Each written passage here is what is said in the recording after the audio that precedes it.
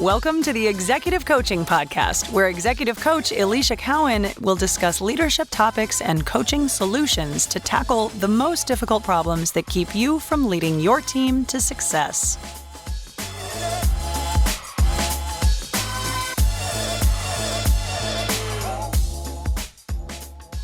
Hi there, leaders.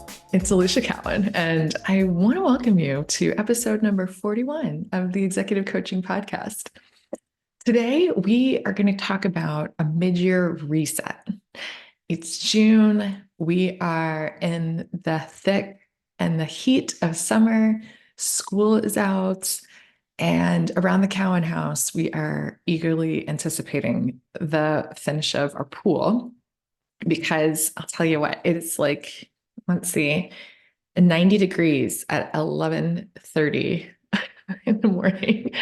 And so we are ready to get it wrapped up. They are working on the screen for the pool this week. They started it last week and they're working through that. And we're hoping to have this done by July 4th, which is about a little less than a month away.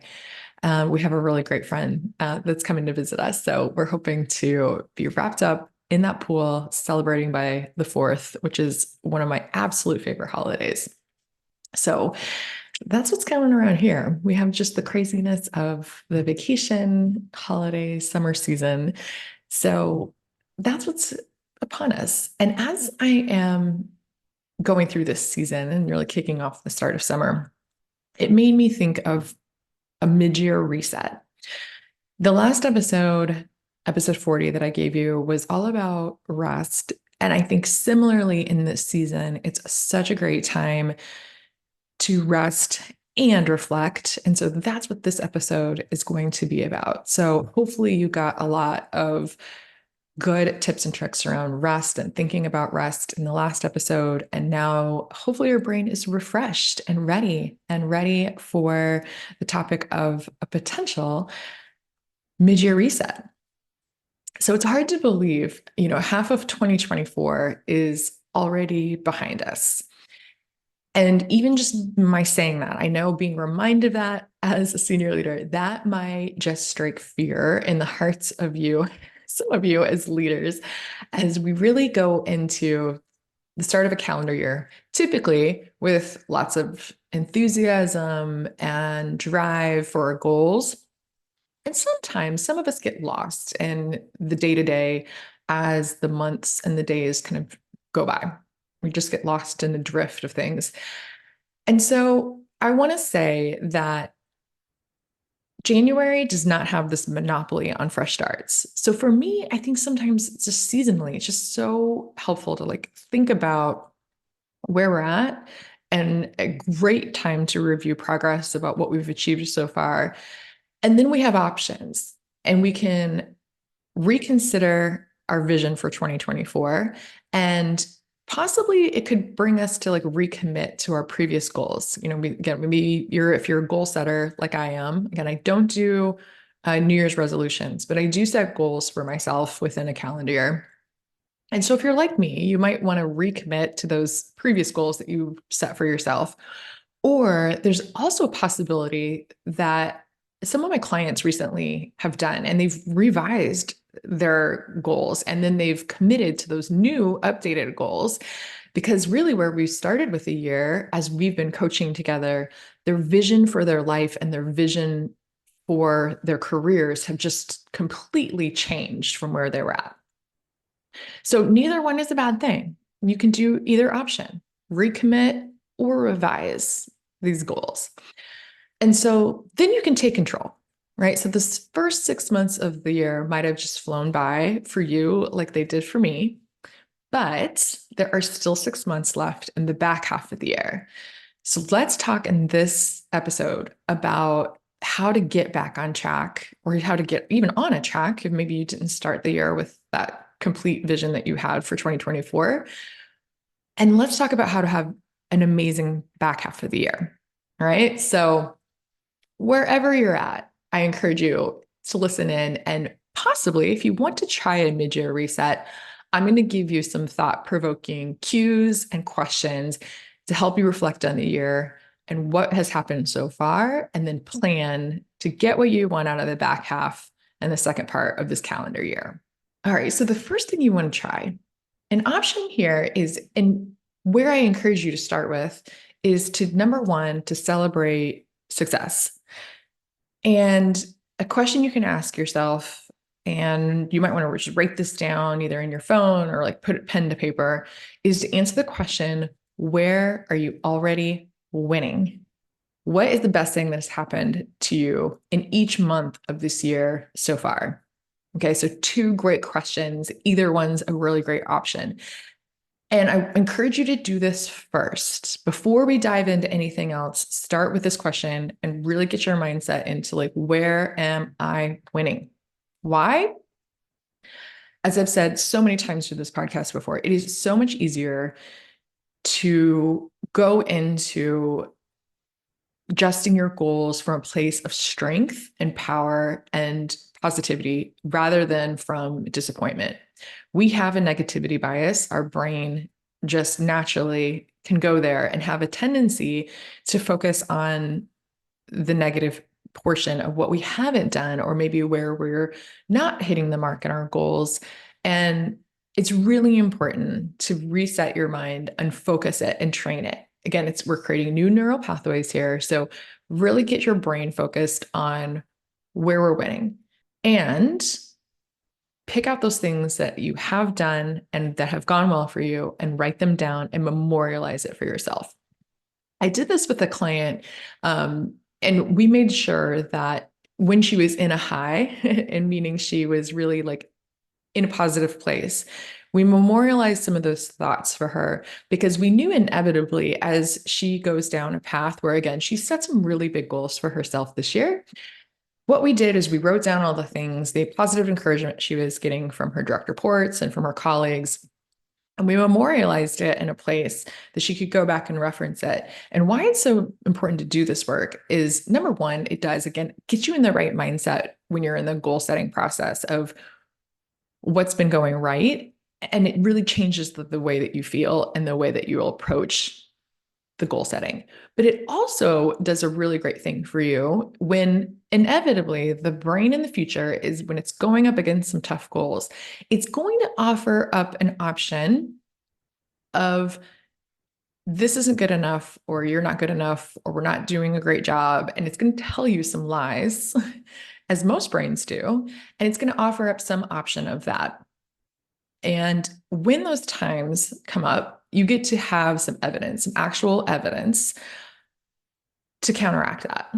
Okay. Because a lot of times the brain wants to offer up some lies to us in order, again, I've said this many times again in the podcast, to keep us safe, to keep us very comfortable and from not taking risks, which is exactly what goal setting and going after our goals is. It's taking risks and putting ourselves out there.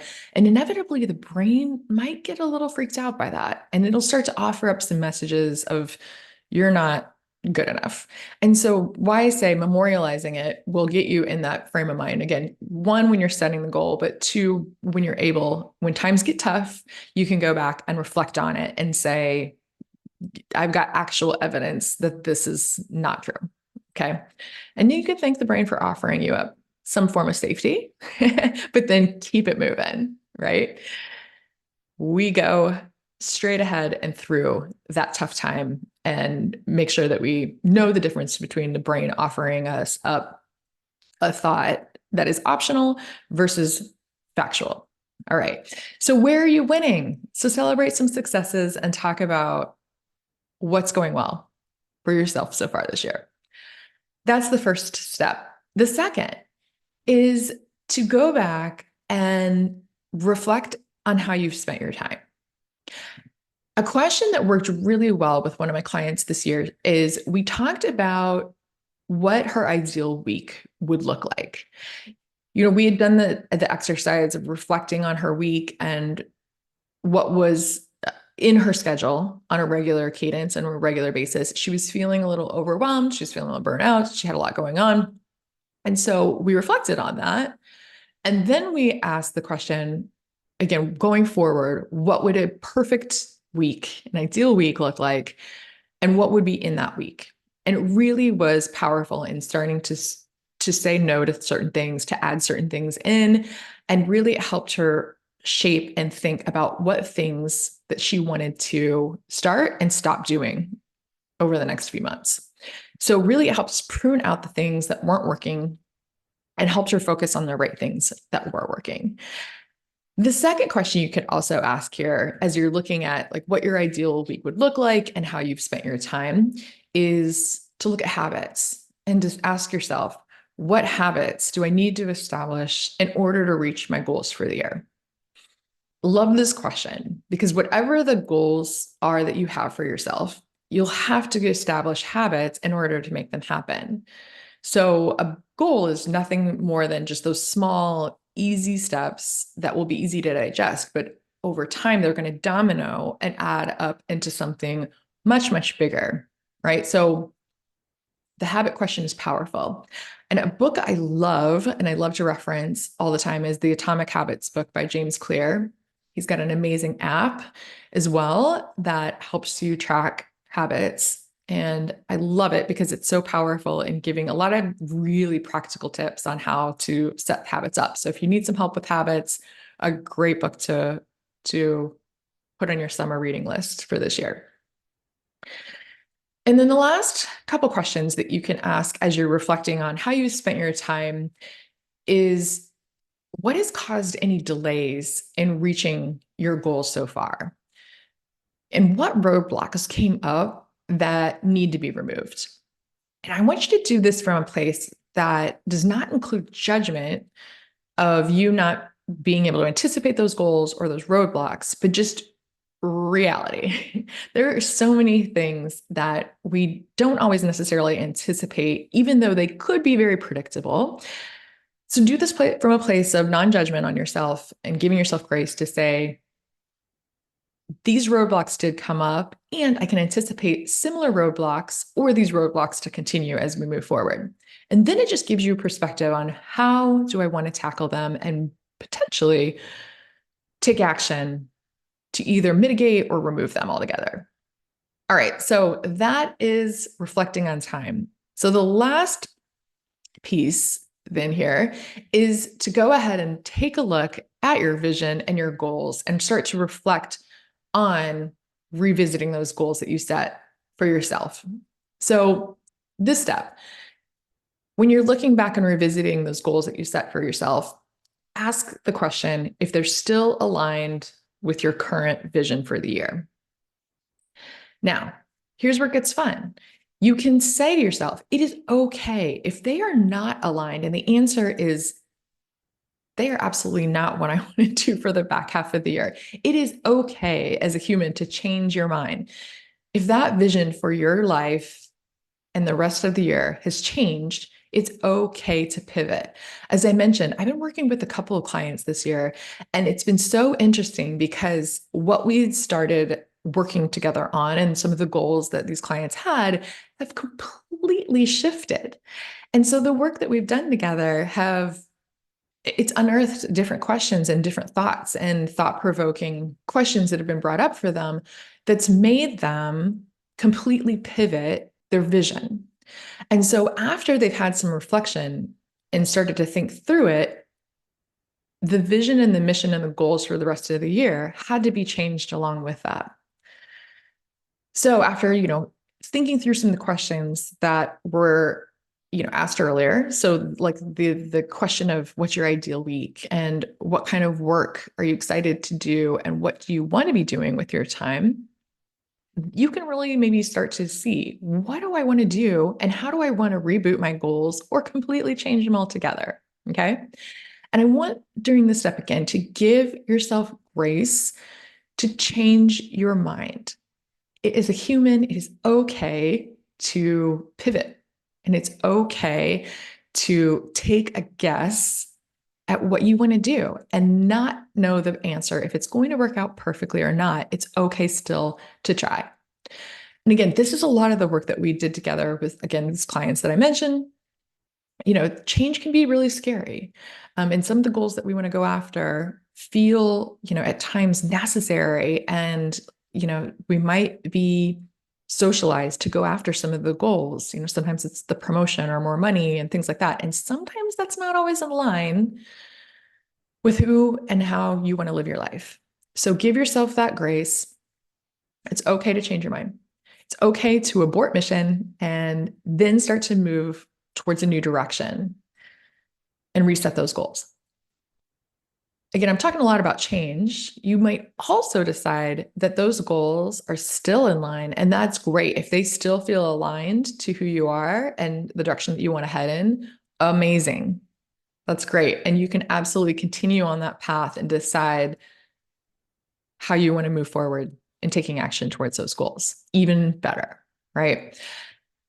And then the last piece of this, I think, if you have someone that can help you, once you've answered these questions and started to reflect, celebrate your wins, decide where you want to move forward with your goals, and you get stuck, get perspective.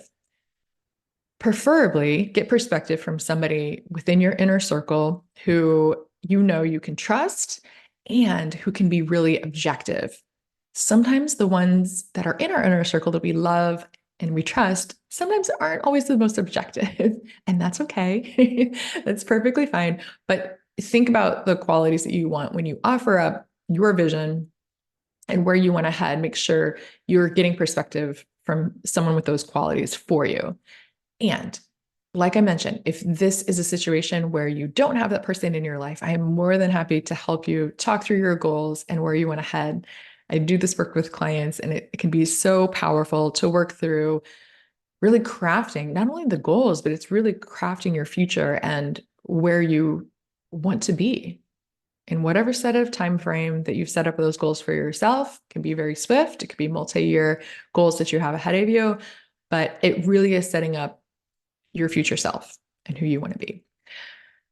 All right, friends, that is what I have for you. So try a mid-year reset. We are in the midst of summer of 2024 as I'm recording this.